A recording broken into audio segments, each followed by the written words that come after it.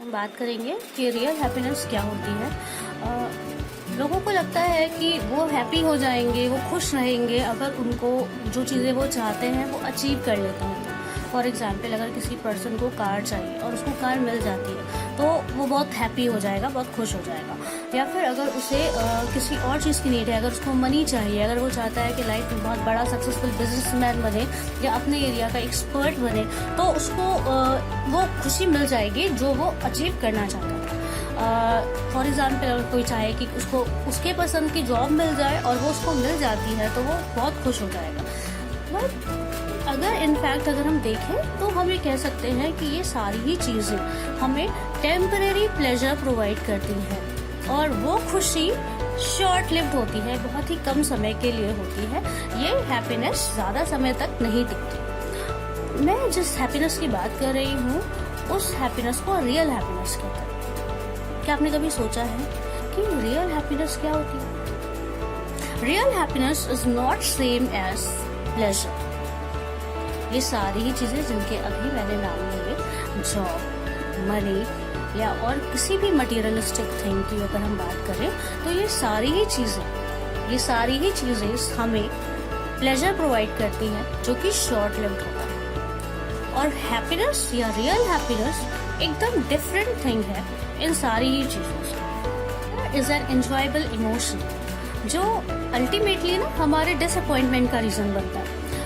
For example, अगर हम एक स्टूडेंट की बात करें, वो स्टूडेंट पढ़ाई में उसको उतना मज़ा नहीं आ रहा है जितना मज़ा उसको फेसबुक और इंस्टाग्राम चलाते समय आता है, तो वो बच्चा या वो स्टूडेंट अल्टीमेटली क्या होगा, उसका रिजल्ट खराब होगा क्योंकि वो पढ़ाई नहीं कर रहा और वो उसके डिसअपॉइंटमेंट का कारण बनेगा। लेकिन वो डिसअपॉइंटमेंट का रीज़न तो बाद में हम देखेंगे कि जो रिजल्ट था वो डिसअपॉइंटमेंट था, लेकिन अभी उसको जिस चीज़ में खुशी मिल रही थी, जो उसके लिए प्लेजर था, प्लेजर सीकिंग मोमेंट था, वो क्या कर रहा है, वो उसको अल्टीमेटली कहाँ लेके जा रहा है, डिसअपॉइंटमेंट की खाई की तरफ लेके जा रहा है। तो क्या होता है कि कई बार हम नहीं समझ पाते और हम अपने आप को इन सारी मटीरियलिस्टिक चीज़ों से जोड़ के देखने लगते हैं कि अगर हमारे पास कार होगी, हमारे पास पैसा होगा, हमारे पास बंगलो होगा, हमारे पास एक अच्छी जॉब होगी, तभी हम खुश रह सकते हैं, अदरवाइज हम खुश नहीं रह सकते। तो ये जो थिंकिंग है ना, इस थिंकिंग को चेंज करने की ज़रूरत है। और आज मैं आपको कुछ ऐसे पॉइंट्स बताने वाली हूँ जिससे हम रियल हैप्पीनेस को अचीव कर सकते हैं। रियल हैप्पीनेस को अचीव करना बिल्कुल भी टफ नहीं है, बिल्कुल भी कठिन नहीं है, और आज हम उसी पे थोड़ी सी चर्चा करेंगे। क्या आप जानते हैं कि एक रिसेंटली हुई एक रिसर्च के अकॉर्डिंग वर्ल्ड की डेवलप्ड कंट्रीज में रहने वाली 75% पॉपुलेशन अपनी क्वालिटी ऑफ लाइफ को लेकर सेटिस्फाइड पाई गई, but at the same time वही पॉपुलेशन बहुत ज़्यादा डिप्रेस्ड भी पाई गई। तो ऐसे क्या रीजंस हो सकते हैं जिसकी वजह से वो इतने ज़्यादा दुखी हैं, इतने परेशान हैं? इतना सब कुछ होने के बावजूद ऐसा क्या है जिसकी वजह से वो लाइफ में उतने सेटिस्फाइड नहीं है, उतने हैप्पी नहीं है, उतनी कंटेंटमेंट को फील नहीं कर रहे? तो अगर हम बात करें तो हम ये कह सकते हैं कि बुद्धिस्ट टीचिंग की अगर हम बात करें तो बुद्धिस्ट टीचिंग क्या कहती है? बुद्धिस्ट टीचिंग कहती है कि इनर वेलबींग की हाई स्टेट को अगर हमने अचीव कर लिया तो हम रियल हैप्पीनेस को, ट्रू हैप्पीनेस को अचीव करते हैं।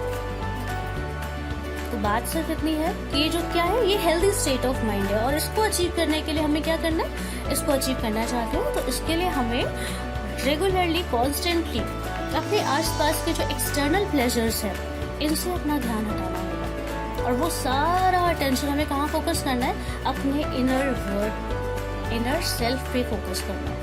और जब हम ये करेंगे तो क्या होगा कि हम खुद से कनेक्टेड होंगे। We will connected with ourselves. हम अपने आप से कनेक्टेड होंगे, अपने आसपास की सराउंडिंग से कनेक्टेड फील करेंगे, और हम लाइफ का, अपने जीवन का जो सच्चा मूल्य है, सही मूल्य है, उसको समझ पाएंगे, उसको महसूस कर पाएंगे और रियल हैप्पीनेस को एंजॉय कर पाएंगे। ये बहुत जरूरी है। क्या आप जानते हैं हैप्पीनेस कल्टीवेट की जा सकती है? रिसेंटली हुई रिसर्चेस के अकॉर्डिंग लगभग 25% जीन से डिसाइड कर देते हैं, ये डिफाइन कर देते हैं कि हमारी हैप्पीनेस कितनी होगी, हम कितने हैप्पी रहेंगे। But rest of the 75% happiness वो हम पे डिपेंड करती है कि हम अपने आप को कितना खुश रख सकते हैं। तो और क्या करेंगे इसके लिए? इसके लिए 3 चीज़ें बहुत ज़्यादा इंपॉर्टेंट होती हैं। एक तो कि हमारी थिंकिंग कैसी है, हमारी सोच कैसी है, तो वो पॉजिटिव होनी चाहिए। हमें नेगेटिविटी के लिए कोई जगह ही नहीं छोड़नी चाहिए अपनी लाइफ में। दूसरी चीज़ है हमारा नज़रिया, वो पॉजिटिव और सकारात्मक होना चाहिए, आशावादी होना चाहिए। उससे क्या होगा कि हम अपनी लाइफ में अगर कुछ नेगेटिव भी हो रहा है तो हम थोड़ा सा होपफुल रहेंगे, हम थोड़ा पॉजिटिव रहेंगे और इस तरीके की सिचुएशंस को भी बड़ी आसानी से झेल लेंगे और डील कर लेंगे। और तीसरी चीज़ है जीवन जीने की कला, लाइफ स्किल्स, कि हम अपने जीवन को किस तरह से जीते हैं, बेहतरीन तरीके से जीते हैं या बहुत ही मायूसी के साथ में बिता देते हैं, वो हम पे डिपेंड करता है। तो क्या करना है, ये सारी ही चीज़ें ना हमारी मेंटल वेलबींग को अफेक्ट करती है। तो ऐसी मेंटल स्टेट क्रिएट करें जो हमारे पास्ट की मेमोरीज और हमारे फ्यूचर के प्लान्स, इन दोनों से बोझ से मुक्त, इन दोनों के बर्डन से मुक्त, और फोकस करें सिर्फ प्रेजेंट मोमेंट, जिसे हमें एंजॉय करें। क्या करना है हमें प्रेजेंट मोमेंट पे फोकस करना है, ना पास्ट की सोचनी और ना ही फ्यूचर की। इस तरीके से हम एक हेल्दी स्टेट ऑफ माइंड को बना के रख पाएंगे और हैप्पीनेस को भरपूर एंजॉय करेंगे। इसके अलावा ईगो को अपनी लाइफ से डिलीट कर देना हैप्पीनेस को एंजॉय करने के लिए बढ़ाया हुआ एक बहुत ही सकारात्मक कदम है। अगर हम ईगो को अपनी लाइफ से डिलीट कर देते हैं तो हम दूसरों से तो बेहतर तरीके से कनेक्ट कर ही पाते हैं, साथ ही हम खुद से भी कनेक्ट कर पाते हैं।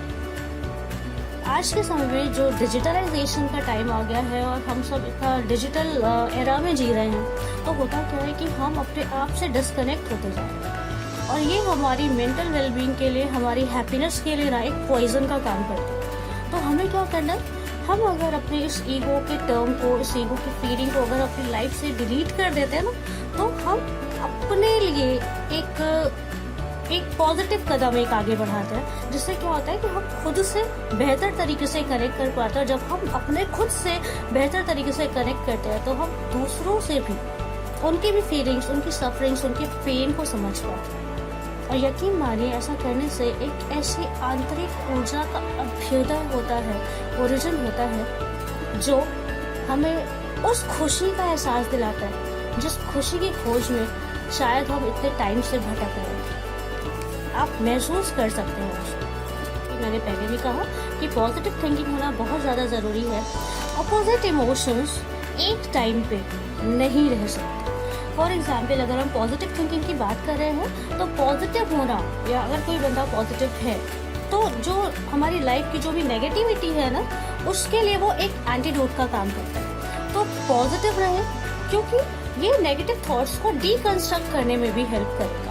और कभी भी इस तरीके के नेगेटिव थॉट्स को, पेन को, सफरिंग्स को या एंगर को, इस तरीके की चीज़ों को खुद की आइडेंटिटी ना मान लें, क्योंकि ऐसा करना हमारे लिए घातक सिद्ध हो सकता है, डेंजरस हो सकता है, हार्मफुल हो सकता है। तो हमें क्या करना है, हमें खुद को इन चीज़ों के बेस पे ये नहीं मानना कि ये हमारी आइडेंटिटी है, बल्कि हमें क्या करना है, हमें इन्हें अपनी आइडेंटिटी से सेपरेट रखना है और सेपरेट रख के खुद को इस तरीके की फीलिंग्स के साथ में जो कि नेगेटिव है, उनके साथ में हमें डिटैच्ड फील करना है खुद को और इन्हें इरेडिकेट करना है अपनी लाइफ से। ये पॉजिटिव थिंकिंग हमें, हमारे लिए उस वेपन का काम करेगी, उस अस्त्र का काम करेगी जो हमें इस तरीके की नेगेटिविटी के साथ डील करने में हेल्प करेगी। तो बी पॉजिटिव इन लाइफ। हमेशा सब कुछ अच्छा हो ये ज़रूरी नहीं है, लेकिन मज़ा तब है जब लाइफ में नेगेटिविटी में भी कुछ पॉजिटिव ढूंढ लिया जाए। तो be positive and enjoy the real happiness. So मैंने जिन स्टेप्स को आपके साथ में शेयर किया है, आप उन पे फोकस करें और उनको अपनी लाइफ में इम्प्लीमेंट करें, जिससे कि आप रियल हैप्पीनेस को एंजॉय कर सकें अपनी लाइफ में। इसके लिए कुछ नहीं करना है, थोड़ा सा हार्ड वर्क करना है। इसके लिए क्या करना है, आपको माइंडफुल रहे और अपने थॉट्स के रीओरिएंटेशन पे थोड़ा सा काम करें। अपने ईगो को अपनी लाइफ से डिलीट कर दें और फिर देखें कि लाइफ में जो हैप्पीनेस होगी वो टेम्पररी प्लेजर के बेस पे नहीं आएगी, वो ट्रू हैप्पीनेस होगी, वो रियल हैप्पीनेस होगी। Thank you.